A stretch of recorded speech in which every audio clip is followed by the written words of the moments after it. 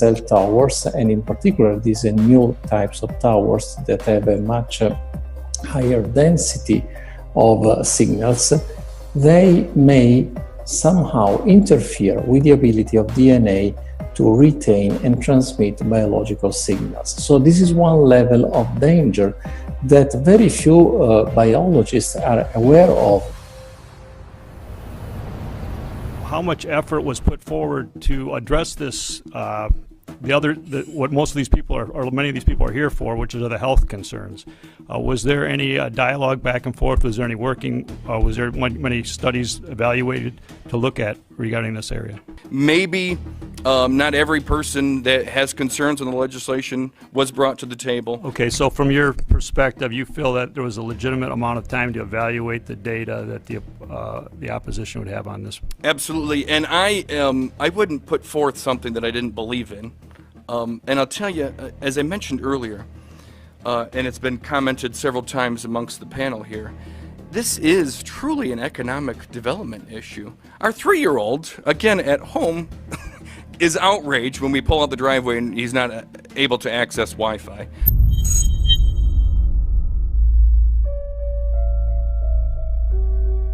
I think anyone who puts Wi-Fi into a school should be locked up for the rest of their life.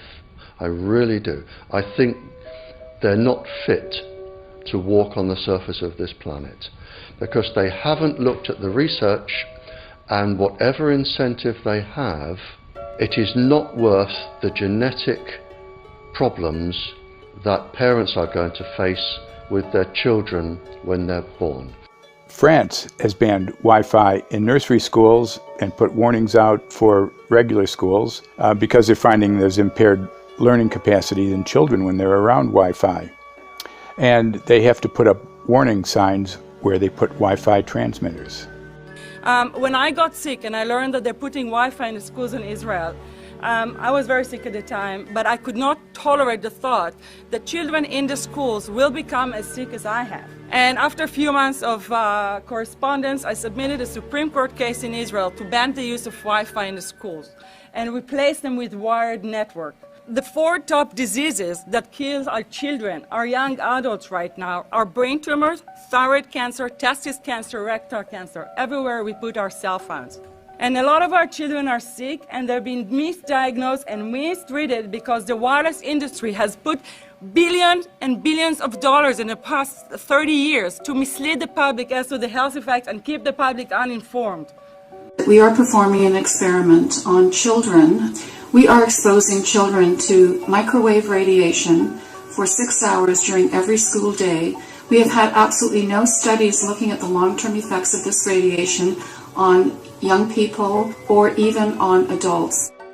A considerable amount of research shows that developing brains and bodies of children are much more affected than adults. And there are clear indications of a link between increased electromagnetic fields and autism spectrum disorders.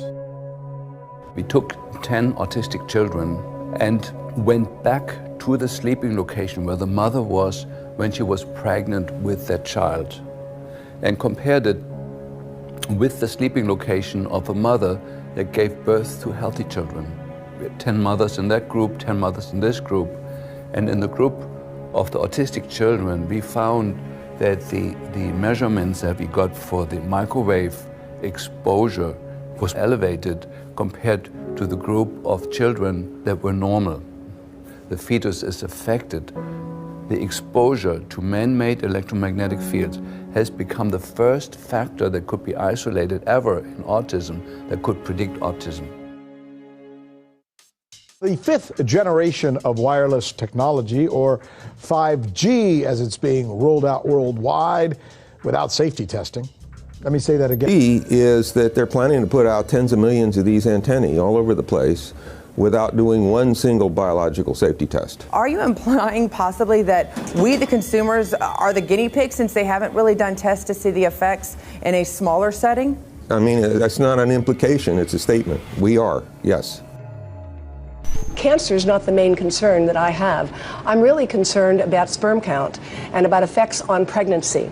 How many of you know that 1 in 6 American couples is unable to have a child when they want to? How many of you know that last year the birth rate in this country dropped the most that it ever has in recent history, 3% in a single year. People look at the sperm, and people use cell phones, and the sperm, usually sperm swim, and they swim straight. But if you expose them to radio frequency, mobile phone waves, they swim in a circle. Studies have been done here in Australia, taking sperm from healthy men. And one test tube gets exposed to cell phone radiation, and one test tube is not exposed to mobile phone radiation. And then the results are evaluated. And this is a measure of vitality. We measure how well the sperm swim. This is a measure of motility. This is a measure of mitochondrial DNA damage. They have 3 times as much damage on their DNA if they have been exposed to mobile phone radiation. The data on that are rock solid. Cell phones can damage sperm quantity and quality. Your embryo, your uterus in the fetus, where your child is developing for the first 100 days, in the ovaries, the eggs do not have that protection. So they are at maximum risk from radiation. And for the first month or so, you wouldn't even know you were pregnant. You wouldn't even be taking precautions. That is the main danger area. So you give birth to a daughter, but her ovaries are now contaminated. She may be normal, she may be genetically damaged, but her ovaries are at the most risk. So when your daughter grows up and she becomes pregnant and has a baby, this is where one of these eggs will be fertilized and come out. So the real damage here is your grandchildren. That is where it is going to show most. Do you think that there is a chance that within the 3rd generation of females, they may be irreversibly sterile? Not in the 3rd generation, but in the 5th generation, and that would for humans be something in the order of 150 years ahead of us. And of course, then it's too late to say that you are sorry, and it's very too late to say stop. There is a wealth of papers. I mean, we're talking about thousands of published papers in the scientific literature, few of which, or sometimes none of which, have entered the official documentations from authorities and likewise. So I think it's really time to have an independent compilation of data. Such was done at August 31st, 2007 in the form of the Bioinitiative report, of which I was one of the authors. And then we put together approximately 2,000 scientific references on a little bit more than 600 pages, clearly saying that if you, for instance, if you are a rat or a mouse or a cell or a molecule, you should definitely not allow yourself to be exposed to this. And in the meantime, we have this full-scale experiment using our own kids. One interesting case, John Patterson. He was a telecommunications engineer in Sydney, Australia. Very brilliant man. For 20 years, John tested Telstra digital systems. Over the time, he realised the dangers of electromagnetic radiation. It disrupts the bioelectric system of your body, which is really your brain, your nervous system, how your muscles talk. And he tried warning of these effects through different agencies, through his company. Got all the test gear out and measured it and drew up a report, and I was immediately removed from service. Finally, in 2007, he took matters into his own hand. He commandeered a used British Army tank and went and destroyed 6 cell phone towers in Sydney, Australia, because he wanted to stop this. He was trying to make a point. The message was that how dangerous it was.